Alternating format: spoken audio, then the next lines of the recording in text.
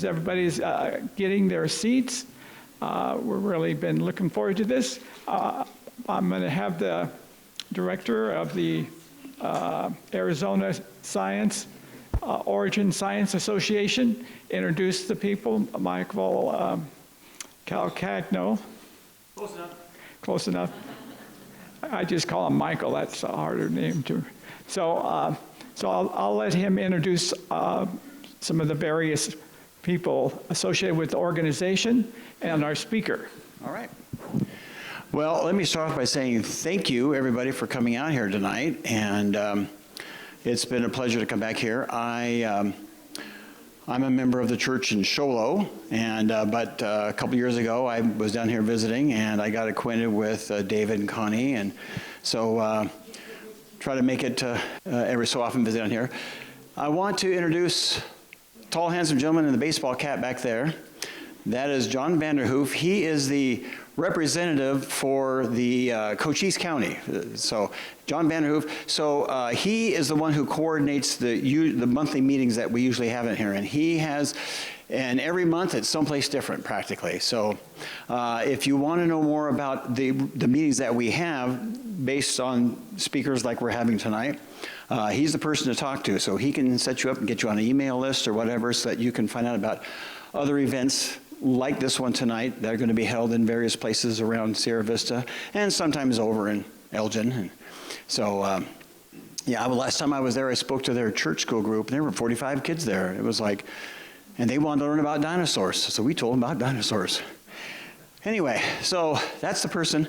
There is a book table out in the foyer there, and we got materials that we highly recommend you check them out. And I don't know. Well, we were lining up a guest speaker for next month. It will be at the Mustang Mountain Cowboy Church. Is that right? That's the one. And the guest speaker is going to be Dr. Danny Faulkner. He's an astronomer. He has been with Answers in Genesis for many years, and he's recently stepped away from that. And so he'll be the guest speaker coming down to speak on that. And that will be 1 month, 4 weeks from today, on the 18th of March at the Mustang Mountain Cowboy Church in lovely Huachuca City. So anyway, if you want to know more information about that, we do have a website, and I can tell you more about that if you need to. We are at www.AZOSA, Arizona Origin Science Association.com. You can learn all about the history of the organization. We've actually been around for 31 years. And I joined it 13 years ago, excuse me. And I was in Payson, Arizona. And then my wife and I moved 6 or 7 years ago to Heber, Arizona. And so I started picking up meetings in Show Low. And so I operate meetings in Show Low and in Payson. But we wanted to come down here for this because I got acquainted with Frank several years ago, and delightful guy, and he's very informative and inspiring, and you're going to enjoy tonight's presentation. I would tell you about his pedigree, but he's more qualified to do that than I am, other than to say that, Frank, I don't know if you knew this, I don't think I've told you this directly, but when I was talking to David over here, I said, he's got some talks about the ocean and about this, and I said, and hummingbirds. Oh, he says, did you know that Sierra Vista is the hummingbird capital of Arizona? Who knew, right? So I said, I think we just picked the topic for tonight's meeting. So anyway, Frank Sherwin, our guest speaker tonight, he is with the Institute for Creation Research. They are based in Dallas, Texas, at the ICR Discovery Center. And if you ever are going to plan to be anywhere near the Dallas-Fort Worth area and you don't mind the traffic, you should check out, they have a museum, research facility there, and great staff, and they great publications, the Acts and Facts, and the Days of Praise devotional book, but the Acts and Facts magazine that comes out, I'm always getting good stuff out of there. So anyway, with no further ado, we'll start with a word of prayer, and then we will get going to our guest speaker. Oh, and then after the presentation, we will take up a free will offering, because these meetings are free, but we do have expenses to pay because we have to bring this gentleman from Texas and give him a rental car and get him around the town, around all over the place. You start off Sunday night in Lake Havasu City, then in Glendale on Monday. Tuesday, last night, he was in Tempe. here tonight, tomorrow in Payson, Friday in Overgard, which is right next door to where I live, Saturday and Sunday in Sholo. Then he gets to go back to Phoenix, take a break, and fly home. So he's got a busy sort of guy. We're putting him through the ringer on this. If you'll bow your heads, please. Heavenly Father, we thank you so much for the privilege of being here this evening. We thank you for the logistics to all work out that we could have this meeting here in this place. We thank you that Frank Sherwin here has made it safely so far on his travels, and we pray that the rest of his experience here in Arizona will be good for him and for all of the people who are in attendance as we get knowledge that will inform and inspire us as we look at your created works and marvel at you for what you've done in giving us the beauty and the wonder of hummingbirds. And that's just the beginning. But to this end we pray. We thank you again for this time this evening. Amen. Frank Sherwin, a fellow Navy buddy. Take it away, sir. Michael, if you'd let me know when I have 10 minutes. Let you know when I have 10 minutes. I want you to let me, I'm counting on you. Do we have a hard, set, fast time on that, or? I think we're pretty good. But if you see me flashing up fingers, Good. You're in trouble. Good. All right, well, good evening, everybody. Thanks so much for coming out this evening. And I am saying this every single evening that I speak in Arizona, and that is Arizona, I'm not kidding, is one of my favorite states. Now, I'm a Chicago native, born and raised, but I tell you what, I love Arizona. I love to speak here, love Arizona people. Well, as we say in Texas, I just grin like a butcher's dog. That's what we say in Texas. But it is good to be here and fellowship with you folks and see Michael and everybody, lots of familiar faces. And of course, we are the Institute for Creation Research out of the Dallas area. If you find yourself in North Texas, please avail yourself to come to the ICR Discovery Center. Some would call it a museum, but that sounds kind of dusty and musty, doesn't it? This is a Discovery Center. Kids love our Discovery Center. First of all, it's almost brand new. It's had major revisions and updates in the couple of years that we've been open. And it is a Christ-honoring Discovery Center that gives glory to the Creator and not the creation. That's what the Apostle Paul talks about in Romans chapter 1 in the last days, and I firmly believe we are in the last days, especially if you read Romans chapter 1. But this Discovery Center you will enjoy very much. You could easily spend a whole day at the Discovery Center. We have an animatronic dinosaur, T-Rex, that is full-sized. We have a section on Noah's Ark, a section on Mount St. Helens. We have an Ice Age theater. We have a planetarium. And so you'll be staying very, very busy taking in all of this information and, of course, all sorts of computers that you can type on and get answers to questions and all. Kids absolutely love it. And I've just touched the tip of the iceberg. So we are creation scientists. We don't believe it came from a fish.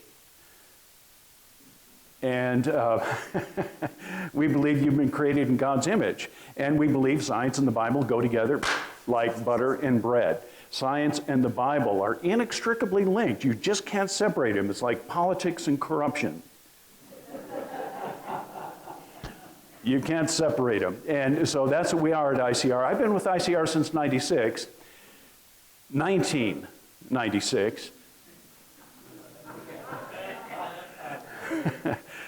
Some people are getting it. That's good. That's always a good indication. And I've enjoyed it very much. Now, before that time, I was a teacher at Pensacola Christian College. I taught the Department of Biology at PCC and loved being right there on the edge of the Gulf of America. Nice, beautiful, white, sandy beaches. And I just had a wonderful time there and taught quite a bit, too. And so I was really honored that I could spend 9 years molding and shaping the next generation when it comes to their origins. And that's what this is all about, folks. This is a war of the worldviews, and it's just not us that are saying it. I believe the Apostle Paul talks about that, doesn't he? He talks about being a good soldier for Christ. And so we are engaged in a war of the worldviews. We want to edify Christ. We want to study to show ourselves approved unto God. And that starts with our beginning, the origin of everything. So I want to say this before could somebody unplug the clock back there? Just unplug it for me. Well, anyway, One of the most profound scientific statements that have ever been made, and I'm a zoologist. Zoology is the study of what, class? Study of animals, right? Now, what is zoology? Zoology is a study of zoos, okay? And I'm not a zoologist. As a matter of fact, I find zoos to be kind of boring. But I'm a zoologist. More specifically, I'm an invertebrate zoologist. I study animals without a backbone. My area of expertise, if I can say that, is parasites. And so I went to graduate school at the University of Northern Colorado and studied parasites. You don't have to go to France to study parasites. Thank you. We're kind of loosening up now here this evening. But I'm not going to talk about parasites this evening, and especially I don't talk much about parasites right before a meal. Yeah, especially if you're going to have spaghetti. But anyway, one of the most scientific things that I've ever heard of is Genesis 1:1. In the beginning, God created the heavens and the earth. I really think that is a profound scientific statement. Let's take us through very quickly, and then we'll talk about hummingbirds. When you talk to a cosmologist, what is a cosmologist, class? Somebody who studies cosmos, studies the universe, a cosmologist. It's a pretty big field. And a cosmologist, it doesn't matter how secular they are, they would admit that yes, in the field of cosmology, this universe has three traits, or three parts, if you can use that. It has time, space, and what's the third one? Time, space, and anybody. It's just us here this evening. Matter, very good. See how easy science is. Science is so easy.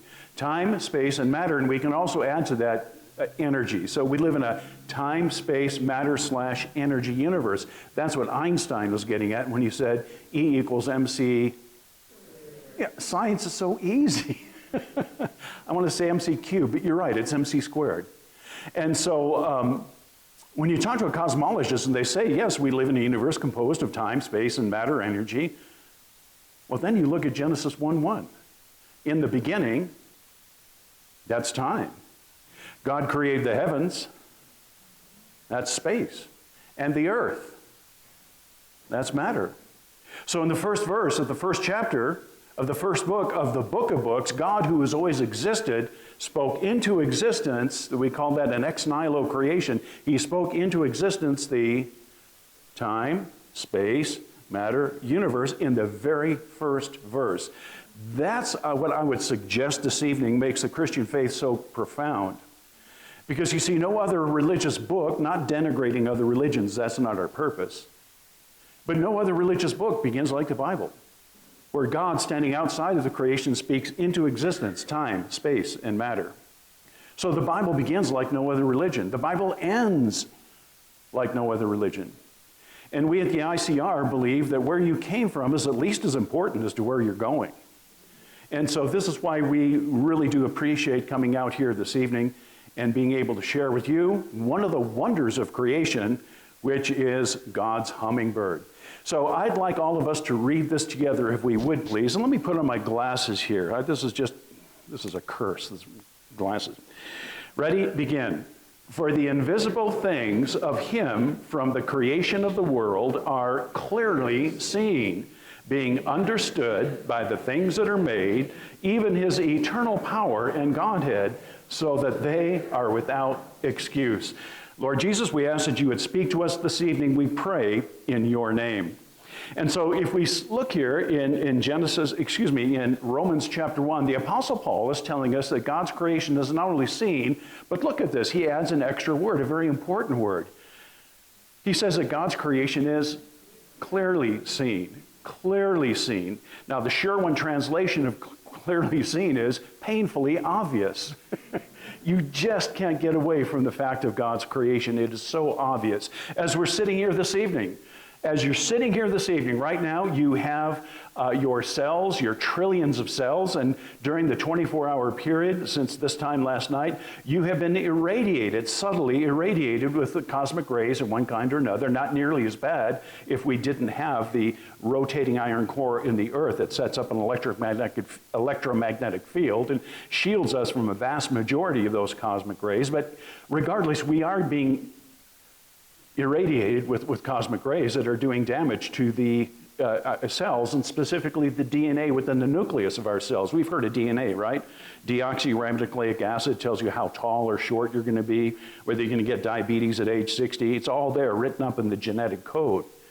Well, our genetic code is getting damaged on a 24-hour period. Millions of lesions, we call them lesions in zoology, or damage. What has the Lord Jesus done? What has the Creator done to kind of protect us, as it will?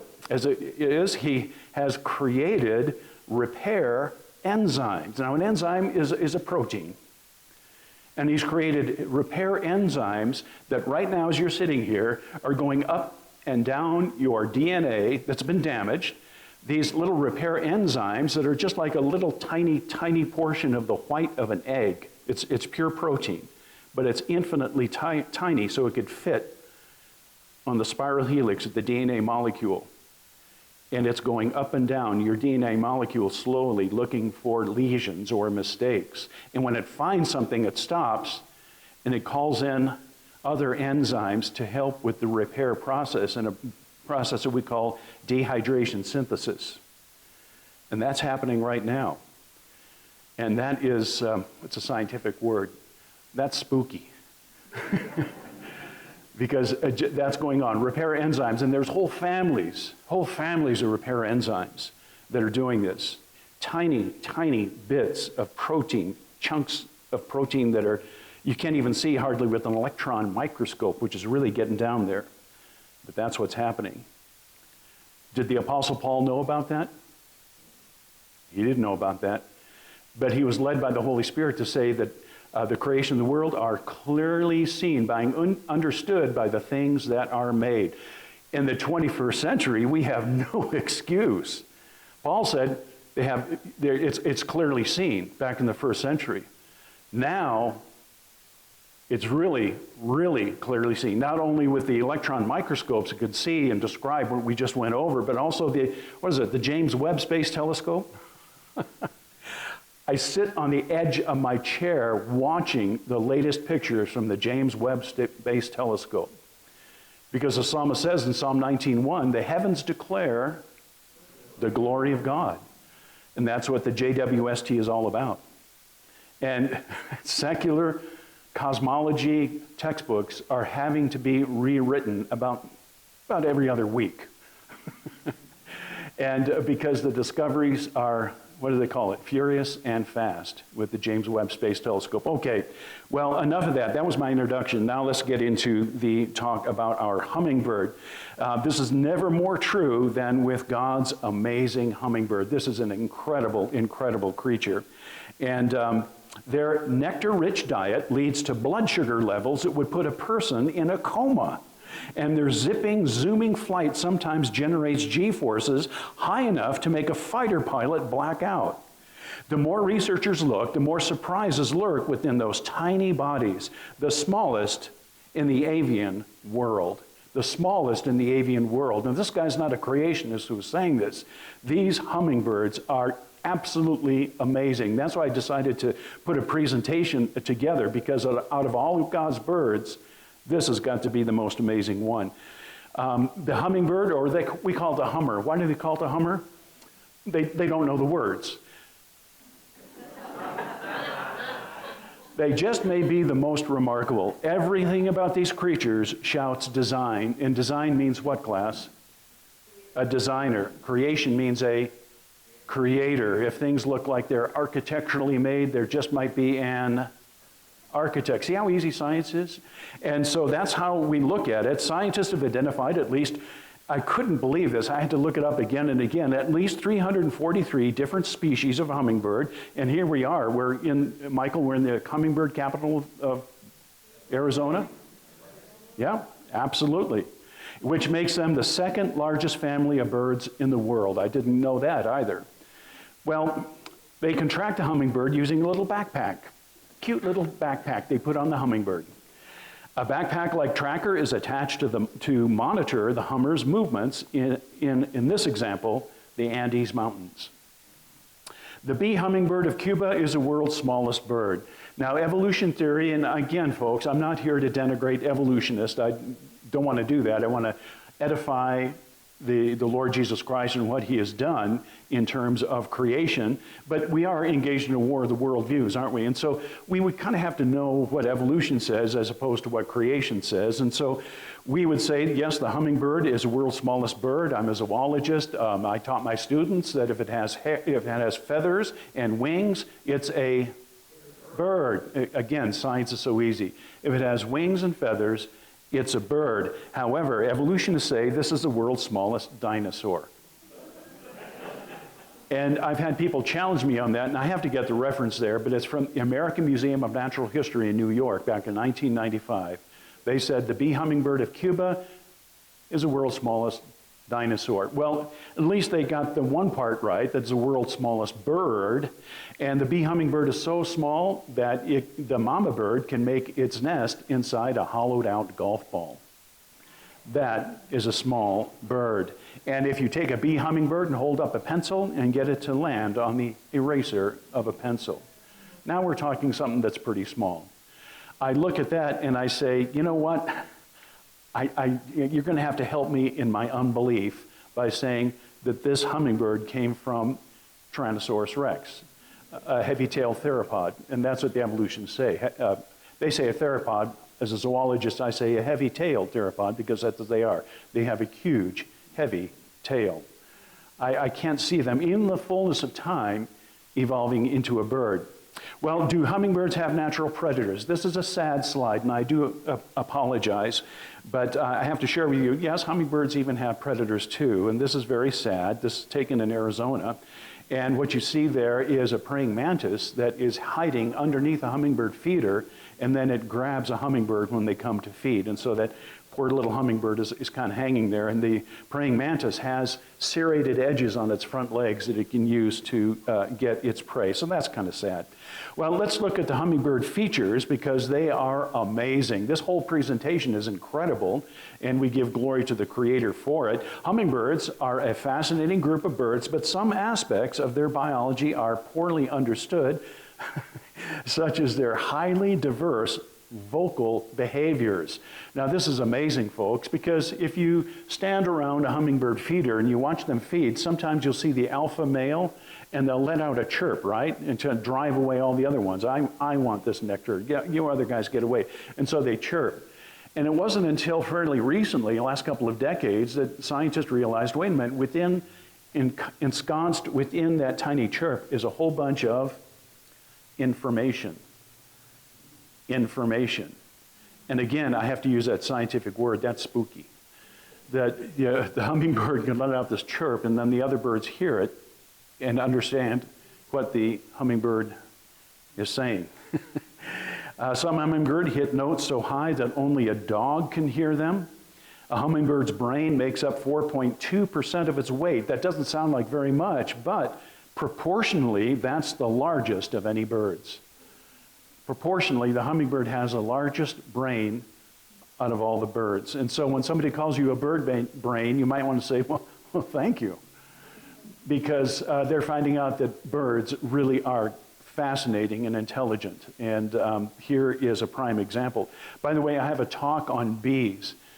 Bees are incredibly intelligent. And if you want more about that, go to the ultimate source of all the information, YouTube, and type in bees and soccer, those two words, bees and soccer, and be ready to be amazed.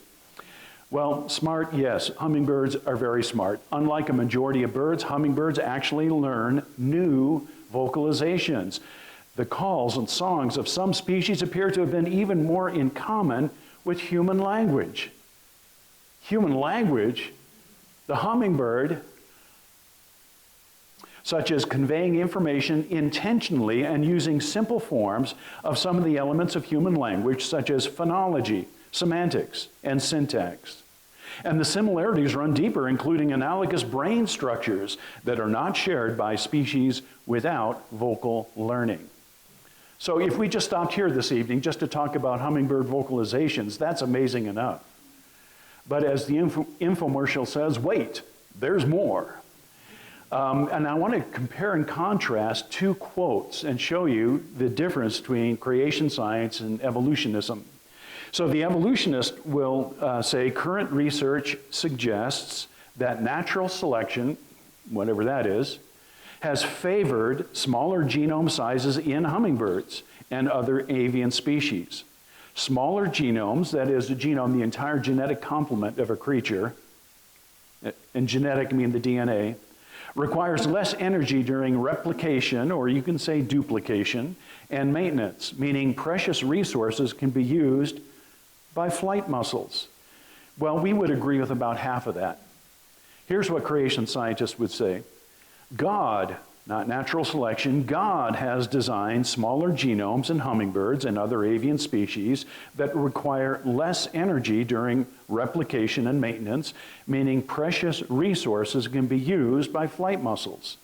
So folks, do you see that, we are not throwing everything out that the evolutionary community says, but when it talks about the origin of something, we look at the one who made all things. And evolutionists will look at Darwin's infamous book published in 1859. What was the name of that book, class? Origin of Species. And they would, and ironically, one thing Darwin never talked about in his book, his infamous book, was the origin of the species. He never got around to that. But we have a book of beginnings called the Book of Genesis. And in the first chapter of the Book of Genesis, God tells us not once, but 10 times. God tells us 10 times that he created after their kind, or after its kind. Do you suppose maybe God is trying to tell us something when he told us 10 times? In other words, we can say this, 10 times God said he did not use evolution. I can use that. 10 times he said he created after their kind, so he didn't use evolution. And so this quote, these two quotes here, I think, helps us to see the difference between what evolutionism says and what creation science says. Well, look at hummingbird feathers. First of all, hummingbirds have the smallest number of feathers of all the birds in the world. They have just a small number of feathers, but they're very, very effective. The evolutionary community does not agree that feathers have always been feathers, and they say since the Earth is allegedly 4.6 billion years old, when I was a cadet at a military academy, I was told that the Earth was, I think it was 2 billion years old.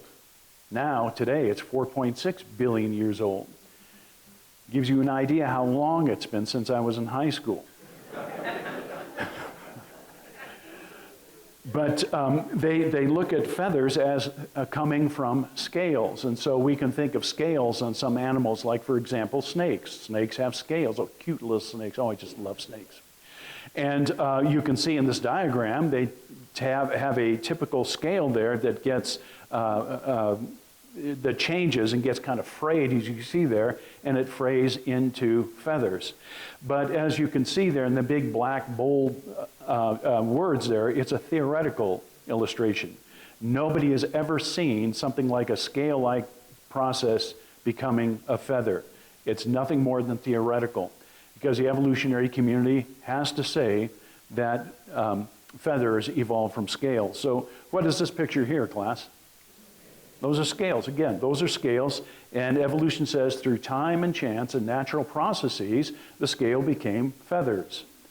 But, this is from my dictionary of biology I have at work by two evolutionists, Thane and Hickman, and they said feathers are tubular, and the two planar sides of the vein back and front are created by the inside and outside of the tube, and only after unfolding from its cylindrical sheath, but the two sides of the scale develop from top and bottom of the initial, on and on it goes.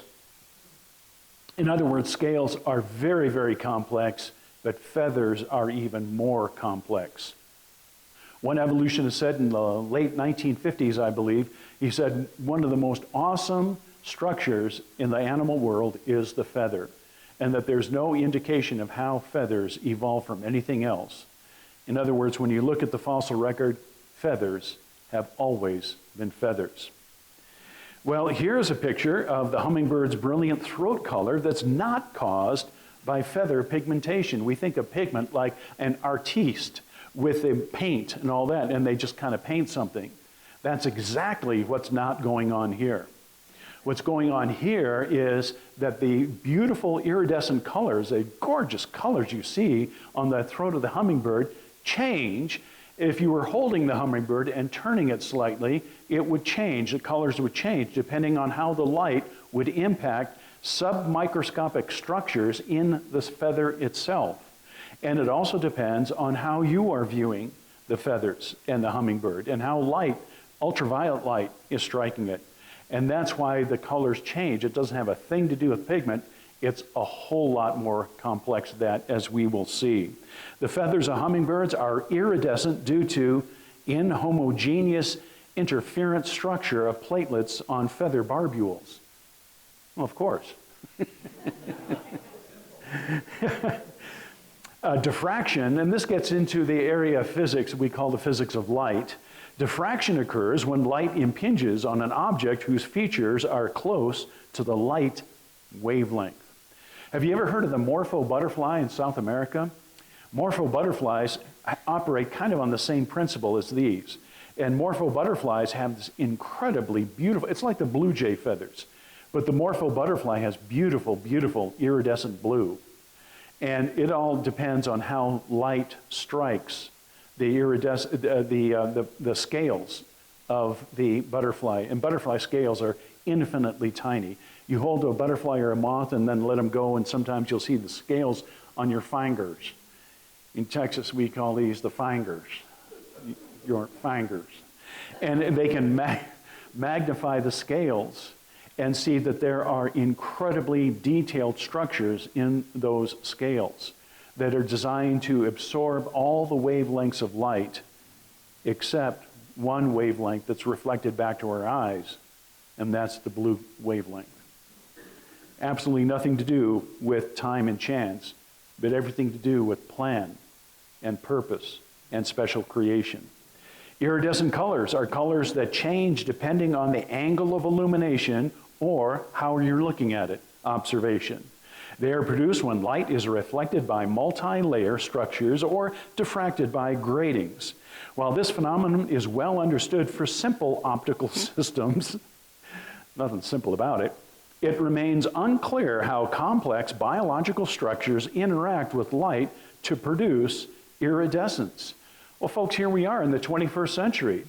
And there's so much that we know about the physics of light and the electronic equipment that we use to measure it, and yet it remains unclear how complex biological structures, like the throat of the hummingbird with the feathers, interact with light to produce iridescence. There are few comparative studies at interspecific level, often focusing on a single color patch for each species. It would keep a science team busy for the rest of their lives just to investigate that. Well, if you thought that was complex, sorry, but this is even more complex, and then I'll move on. This is the inhomogeneous interference structure. And you have to use something called an electron microscope that magnifies things thousands of times, such as the feather of a hummingbird. And you can see 3 layers there, 3 structures, and you can see a person's eye as they look at it from, say, for example, the 40 degree, 30 degree, 90 degree, and each way that they look at it, the color will change. And also that goes with sunlight, UV light as well. Hummingbird iridescence is due to interference colors produced by a stack of about 3 films that you see there on the screen, whose optical thickness is 1/2 the peak wavelength. Well, that's just a little bit of nothing. 1/2 the peak wavelength. We're talking about the wavelength of light. Very, very small. Each film is a mosaic of platelets of elliptical form, and it goes on. I won't talk about any more about that, except that this is what they're finding out. And folks, as you can see, there's just nothing simple about it. And we kind of take it for granted when we look, for example, at a hummingbird, or also if you look at a blue jay or morpho butterfly, it's basically the same thing. I say basically. Colors change depending on the angle of illumination or observation. That's what we've seen. So let's talk about hummingbird flight as we shift gears. Their wings with a socket and ball joint at the shoulder can rotate 180 degrees, enabling them to beat a figure 8 anywhere from 50 to 200 times per second. And so that's why you hear that brrr as they are by the hummingbird feeder. That's the wings that are beating there. But of course, there's nothing random about it because, well, think about when you're on an airplane. Remember, airplanes are made just a whole bunch of non-flying parts. Don't think about that as you're going down the runway. But the wing of the airplane is curved in such a way that as the air goes over the wing, it causes a low pressure area, and that low pressure area in about the middle of the wing causes lift. See, science is so easy. It causes a lift, and the airplane takes off, okay? And so this is what's going on with the hummingbird as well. As a hummingbird moves its wing just a paltry 200 times per second, each time that moves, it causes a low pressure area on the top of the hummingbird's wing to cause lift, so it can actually hover, just stay steady as it takes a drink. I thought that was kind of neat. And so here's kind of a summarization of not only how the hummingbird wings operate, but lungs, breathing at 250 times per minute. That little heart beating 1,200 times per minute. Its tongue wraps around its eyes inside its head.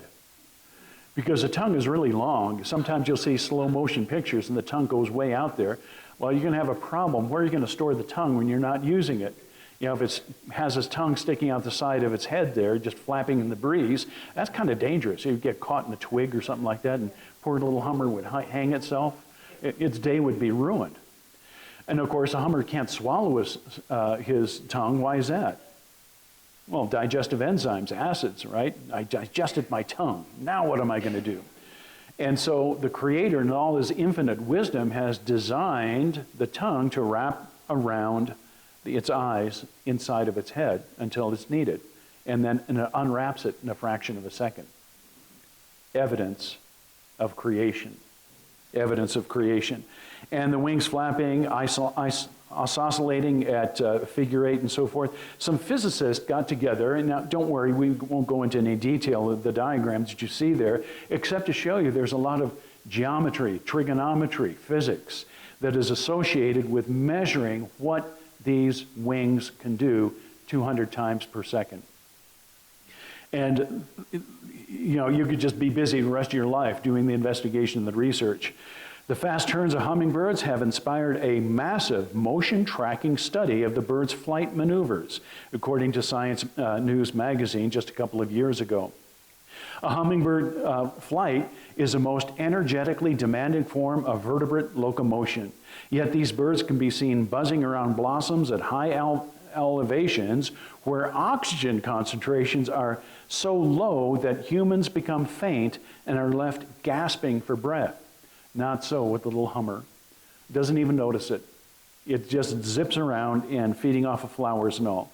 How do hummingbirds do that? Well, how indeed? How do they do that? God designed the hummingbird with very small red blood cells. In biology, we call them erythrocytes.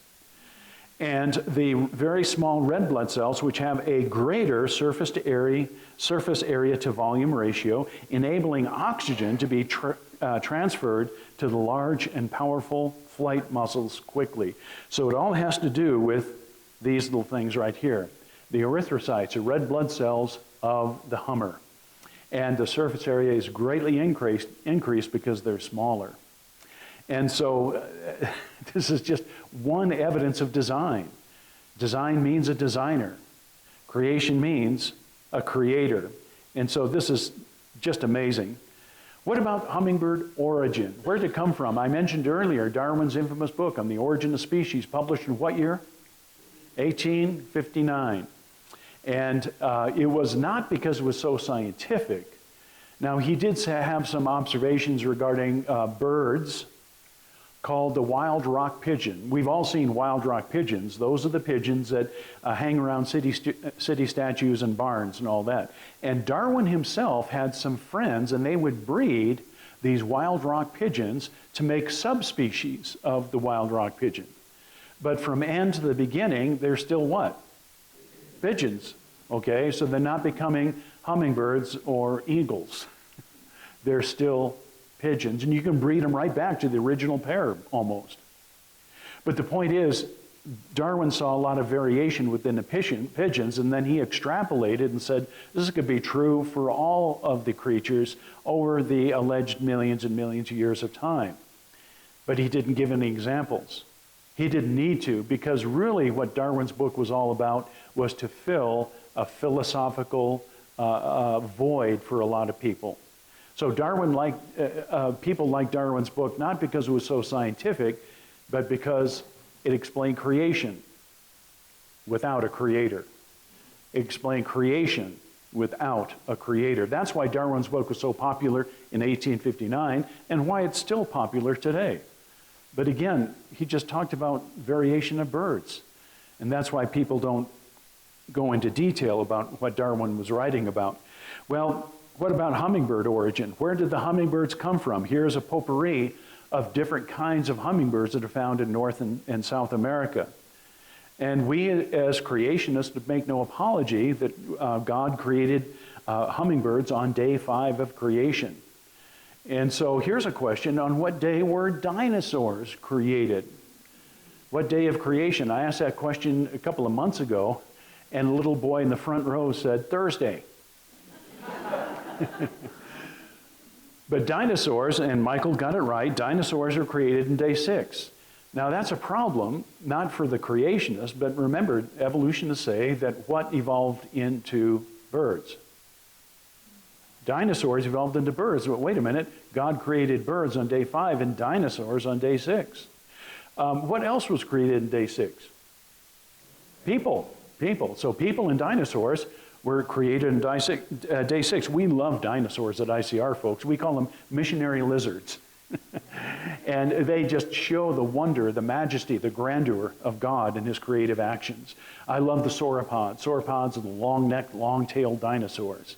And maybe it looks like Job was looking at a sauropod in chapter 40 and 41, but I don't want to get off on a rabbit trail. Too late. No. And so, dinosaurs are created in day 6. Well, evolutionists believe that this heavy-tailed theropod, and I always mention theropods by prefacing by saying that they're heavy-tailed theropods that you see there. Heavy-tailed theropods, through time and chance and genetic mistakes, we call them mutations, became this. And again, I have to ask the evolutionist, you're going to have to help me in my unbelief. Because I really don't see how something like this could occur. How you could have a heavy-tailed theropod becoming maybe the world's smallest bird, like the bee hummingbird. And in Audubon magazine 2018, an evolutionist by the name of Mock said, quote, the origins of hummingbirds are still not only a mystery, but what did he say? It's a major mystery. It's a major mystery as to the origin of the hummingbirds. And this comes from Arizona State University in a website called Ask a Biologist, Arizona State. And the author said, unfortunately, scientists don't know much about how the first hummingbird evolved. Well, folks, if I could kind of emphasize something, they don't know at all. It's not that they don't know much. They are clueless. They don't know how the first hummingbird evolved, because when you look to the fossil record, you find that hummingbirds have always been hummingbirds. Evolutionists see hummingbirds as diversifying and evolving over millions of years, and it's amazing that evolution can take hummingbirds to such extremes. Well, I would challenge that, but anyway, the authors went on to say the detailed research was published in April of 2014, in which researchers studied DNA from 151 hummingbird species.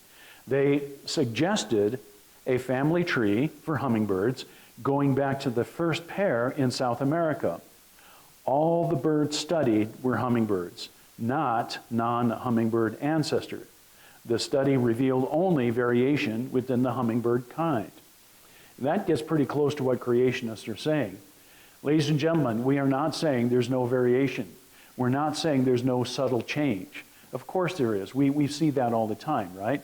America's favorite animal, besides the chicken, especially the really spicy, hot chicken. Well, anyway, the favorite animal, of course, is the dog, right? And how many different kinds of dogs do we see? You have that huge Mexican Chihuahua, that little bitty Great Dane that ladies carry in their purse. You have horribly mutated dogs like poodles.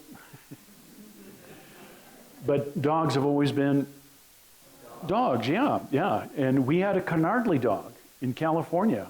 We loved Abby the Canardly dog. You can hardly tell what kind of dog she was. Well, anyway, so dogs have always been dogs, and God has, for some reason, put in a lot of genetic variation within the dog kind. Not as much as in the cat kind, okay? We do have long and short-haired cats. We have cats with almost no tail.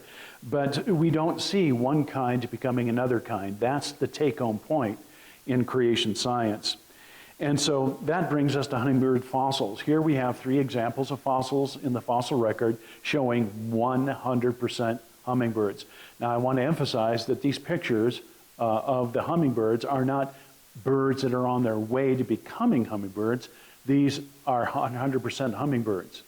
Now, these fossils are ensconced, they're entombed in what kind of rock? Anybody? What kind of rock is this? Well, it could be a type of a limestone. That's very good because that's a sedimentary rock. So sedimentary rock. And the most common of the sedimentary rocks are sandstone, limestone, and shale. Sandstone, limestone, shale. Sounds like a law firm. Well, anyway.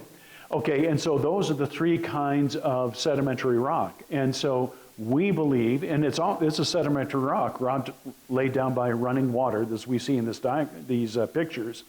We believe by faith that these are fossils that were formed during the Genesis flood, approximately 4,500 years ago. How long was the Genesis flood? Anybody? Don't say 40 days and 40 nights. How long was the flood? A little over a year. Very good. A little over a year. Now, rains came down for 40 days and 40 nights. But, so that was the Genesis flood. We believe it was a devastating time, and it caught up trillions of animals and plants. And what percentage of the fossil record are dinosaurs? A lot less than 1%. A lot less than 1%. What is 95% of all fossils? Marine invertebrates. Very good. Marine invertebrates. Well, that's kind of fancy. Let's use something more pedestrian. What is a marine invertebrate? Clams. So the fossil record is a record of clams. At the bottom, clams in the middle, clams at the top, clams from side to side is just clams. A lot of clams. A whole bunch of clams. It's clams. And so less than 1% would be, for example, dinosaurs. And so when we look at the fossil record here, we are seeing a record of God's judgment. I love to come to Arizona. Back 20 years ago, I was volunteered by ICR to take people on backpacking trips down Grand Canyon. We'd stand at the South Rim, Grand Canyon, and do a mile of switchbacks right down to the bottom where the Colorado River was. And the day before we would take off on our trip, we would stand on the South Rim looking out, and we were sobered by the fact that we are looking at God's judgment. God's judgment. And so every afternoon before we would leave that next morning, we would have communion at the South Rim. And so that kind of put things in perspective, and more than a few people were kind of looking at us. But that was a good time. I love taking backpacking trips down there. Okay, hummingbird fossils as a branch leading to modern hummingbirds arose about, evolutionists say, 42 million years ago when they split from their sister group, the swifts and the tree swifts. This, as they say, probably happened in Europe or Asia, where hummingbird-like fossils have been found dating from 28 to 34 million years ago. Well, obviously we don't go with that dating technique there, but the point, again, the take-home point is that hummingbird fossils have always been 100% hummingbird. And as a matter of fact, the article actually started with this phrase, and I quote, "But once upon a time, tens of millions of years ago." That's how the article started, once upon a time. A fossil hummingbird was found by a researcher at the University of Connecticut, and she said, and I quote, "The amazing thing about this fossil is that it's essentially a modern hummingbird." What did that great American philosopher Gomer Pyle say? Surprise, surprise. I love Gomer Pyle. Surprise, surprise. She said, "My mind is a little blown." And then another researcher adds, "Where this whole hovering tribe came from remains up in the air." I like that little play on words there, up in the air. So they're being honest, aren't they? They simply don't know where hummingbirds came from. And so this evening, I'll salute them and say thank you for being intellectually honest, that they don't know. And there's certainly nothing wrong with that. Because again, as we study this, we see hummingbirds have always been hummingbirds. In an edition of Science magazine, Dr. Gerald Mayer claims the hummingbird fossils show many striking resemblance to what? Modern hummingbird groups. Well, then that is to be expected on the basis of creation science. This is exactly what we would predict, folks. And so it's not like, we hate science, that we're huddling in some theological seminary holding our Bible. Not at all. We love to do science. And this is what we see over and over again. The new fossils were endowed with long nectar-sucking beaks. That sounds familiar. And wings designed... Uh-oh. They used the D word. What is that word? Designed for feeding while hovering. It's the BBC that said that. BBC is no friend of the creationist, I can assure you, and they said that in 2004, wings designed for feeding while hovering. In other words, folks, it's just a hummingbird. And so whether we see hummingbirds today or in the fossil record, they've always been hummingbirds. Hummingbirds with modern feathering and exceptionally well-preserved Oligocene fossil from southern France. And so we find hummingbird fossils all over the world almost, and they're always hummingbirds. Well, we're almost out of time.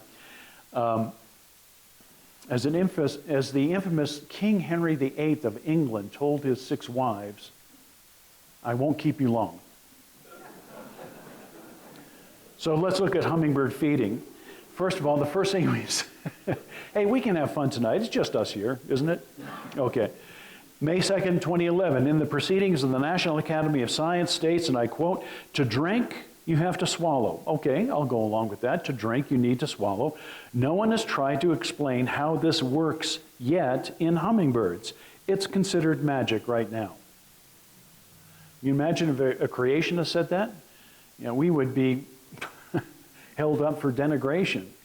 But there they are. They're saying it's considered magic right now. A researcher said advanced study is needed to understand how a hummingbird absorbs the energy from the nectar it collects in its tongue. More than 350 species of hummingbirds are responsible for pollinating some 8,000 species of flowers worldwide. Surprisingly, hummingbirds have no sense of smell, but they are irresistibly drawn to brightly colored flowers or the bright red color of hummingbird feeders offering sugar water. By the way, hummingbirds cannot survive just on sugar water. It gives them the energy, right? It's called sucrose, and it's a disaccharide. It's made up of 2 monosaccharides hooked together. But a hummingbird, because it's doing all this metabolic activity with its muscles, the muscles are necessarily being broken down. And so what does a hummingbird need? It needs protein to replace that broken down protein that happens in every 24-hour period. So hummingbirds also eat insects. They devour a lot of insects. We don't see that too often at all. We just see the hummingbird as it takes a meal from a flower or the hummingbird feeder, but they also eat insects. Hummingbird feeding is irreducibly complex. That's a phrase that was used 25 years ago, and we still use it today as creation scientists.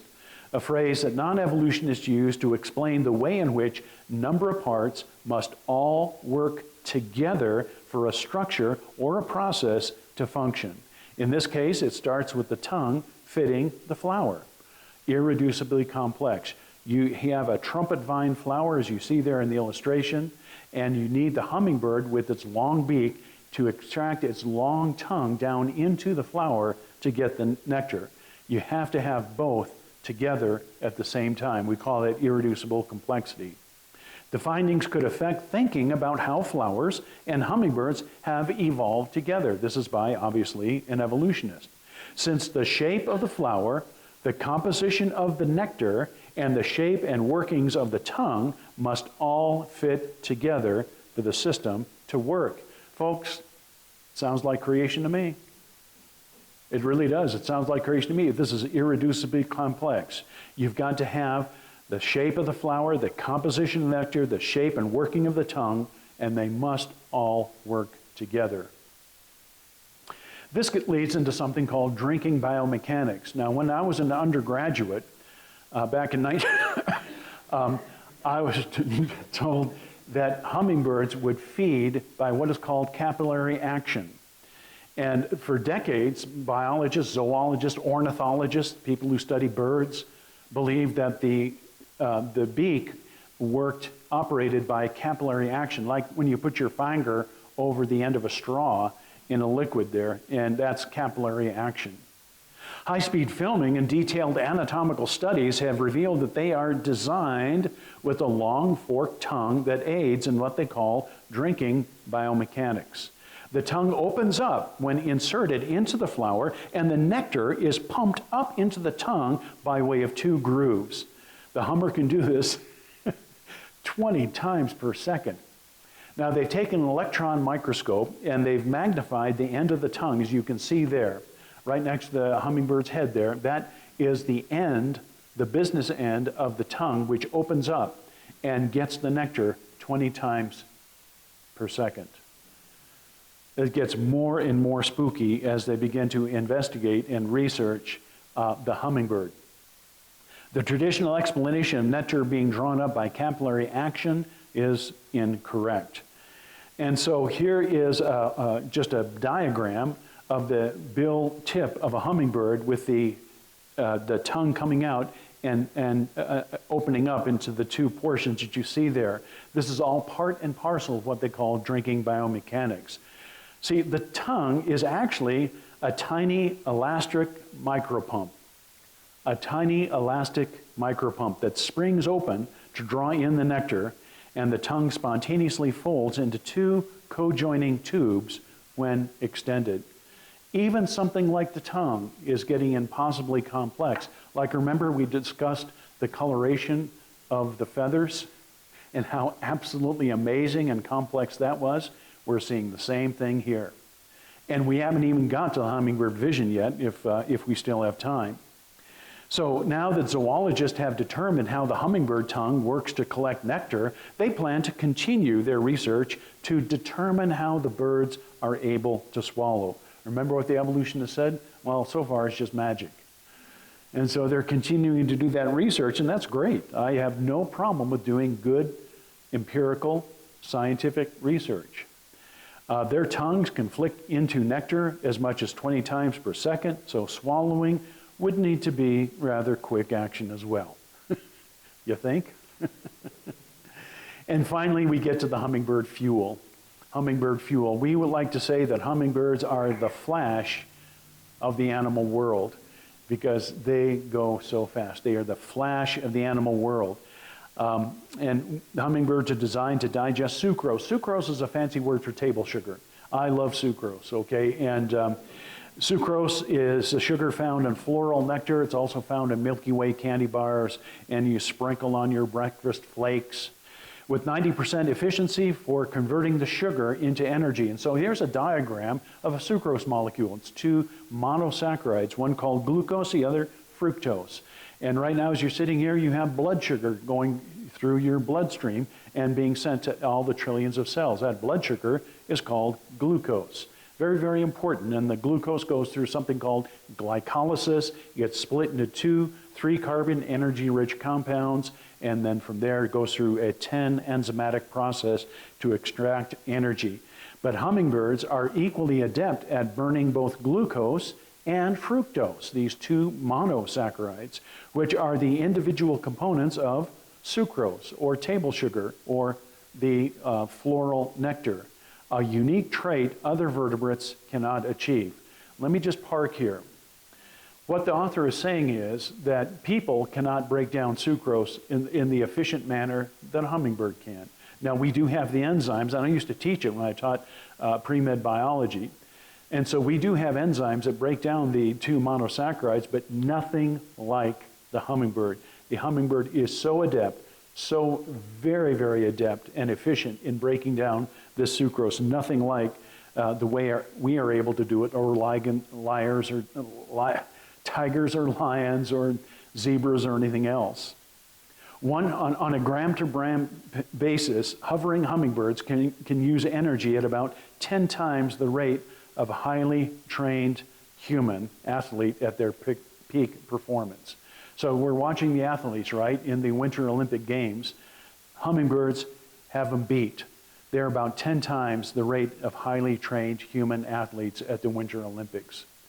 And they produce a lot of heat. See this picture here, the hummingbird, that's called a thermograph. They've actually used a special kind of film that takes the energy, the heat energy from the hummingbird and shows it on a film there. And you can see the really hot spots of hummingbird. You would think they would fry, they would actually cook themselves, but that obviously never happens because we still have hummingbirds. Colorful footage shot with a thermal camera, and we just saw it, and then here's another picture of a thermal camera, has revealed how hummingbirds avoid overheating as they beat their wings up to 70 times per second. And there's other variations depending on the species. God designed the birds with windows for heat loss around their eyes, their shoulder joints, their feet, and their legs, all efficiently radiating heat so they don't burn up. Hummingbird vision. How are we doing for time, Michael? Okay. So this is the electromagnetic spectrum. As you can see, from one end to the other, we have the gamma rays, which are very, very devastating. Those are the rays that would just ruin your day. You want to stay away from them. All the way over to AM radio waves. And then everything in between, if you get down to the very, very small section there, is the visible light spectrum. It's just a little bit of nothing. And we can see the variety of colors in what we call the visible light spectrum. And that's all the Creator has designed our eyes to pick up. We have 3 different kinds of photoreceptor cells, and we're very efficient in seeing the colors and everything that's going on around us. So that's the electromagnetic spectrum, but hummingbird vision is a marvel. The Creator has designed hummingbirds with a variety of color vision that exceeds that of people. Let me emphasize that hummingbirds can see and exceed the color vision that we have as people. This unique vision helps birds to see nectar-producing plants, potential mates, predators, and objects within their range. And when you look at a hummingbird eye, it just looks like a black BB or a marble. But what's inside is absolutely incredible. Their vision is wired to avoid high-speed collisions. And the vision is wired in such a way that the wings can change its aspect in just a fraction of a second.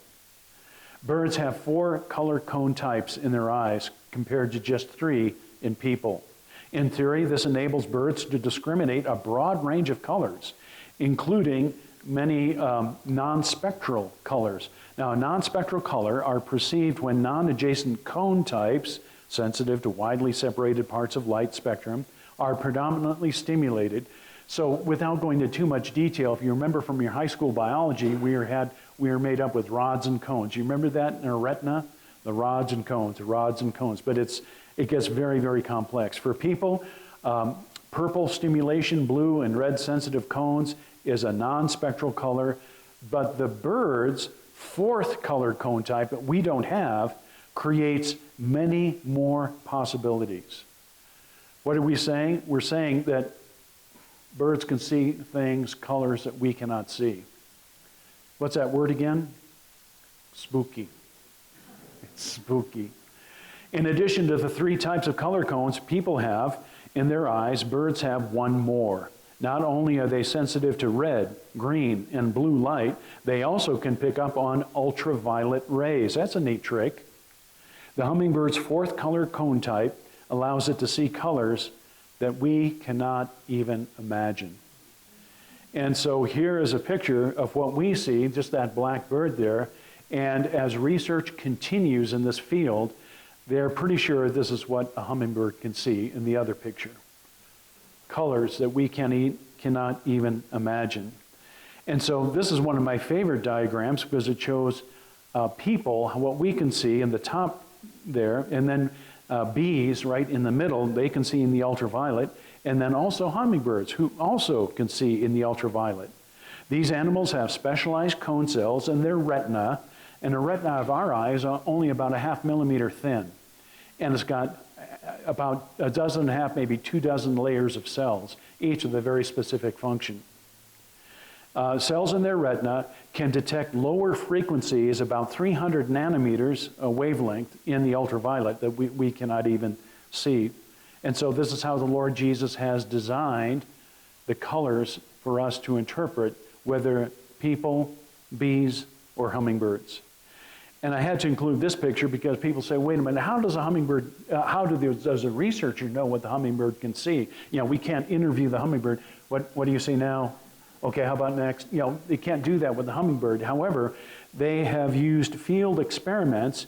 They demonstrated that wild hummingbirds can perceive a variety of non-spectral colors, and they take sugar solutions versus just water and trade them off and do other such techniques, which helps to determine what a hummingbird can see and what they can't see. And that's just the tip of the iceberg, but this is the research that they are conducting. Not only does having a fourth color cone type extend the range of bird visible colors into the ultraviolet, it potentially allows birds to perceive combination colors like ultraviolet green and ultraviolet red, but this has been hard to test. One researcher and her colleagues designed a series of interesting experiments to test whether hummingbirds can see these non-spectral colors.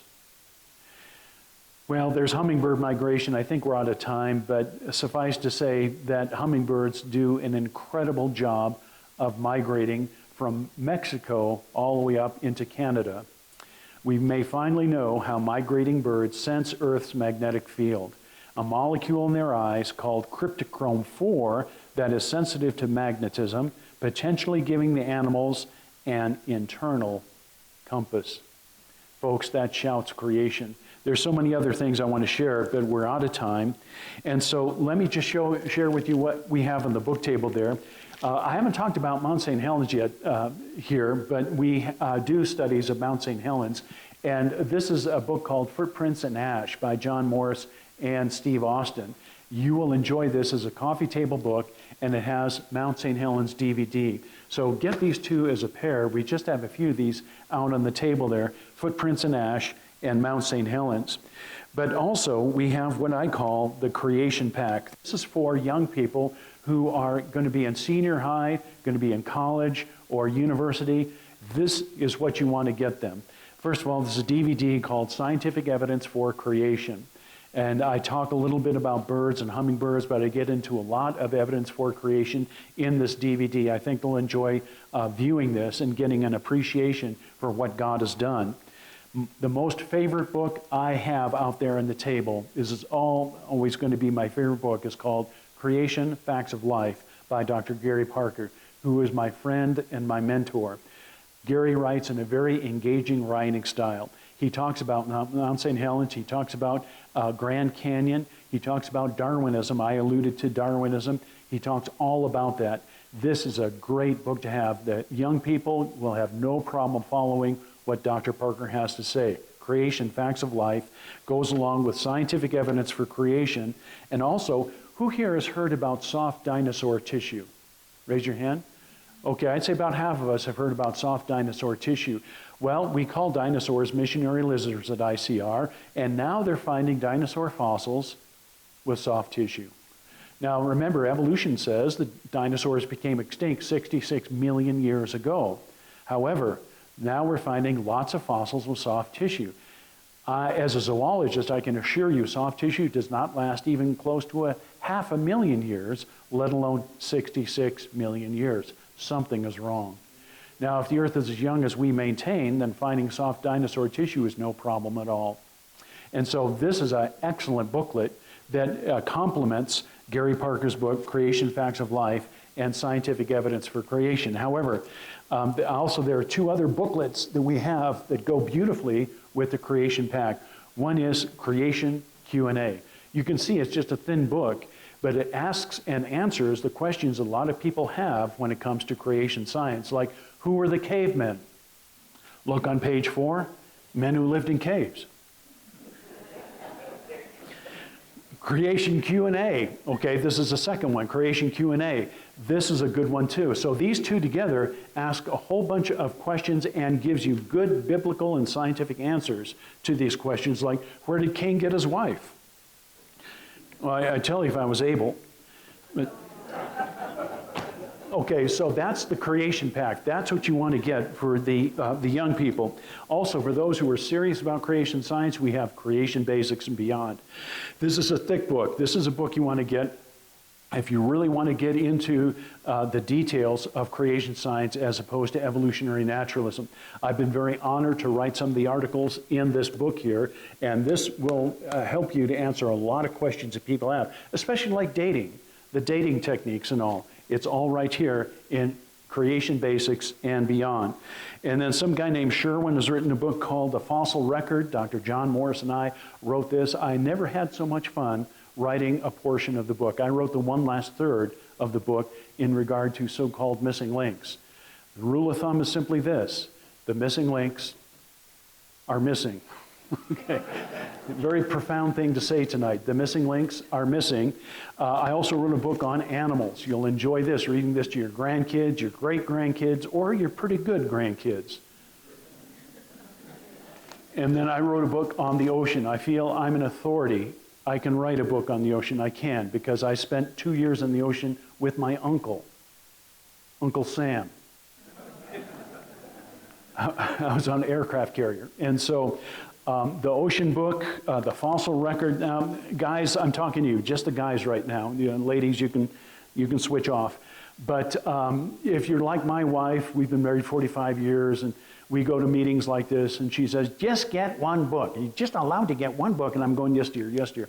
Okay, I understand that. So guys, if you're allowed to just get one book, these are the 4 books I would get, okay? Creation Basics and Beyond, you've got to get it. You've got to get the fossil record, animals, and the ocean book, okay? You've got to have these in your growing creation science library. And so those are the books I have.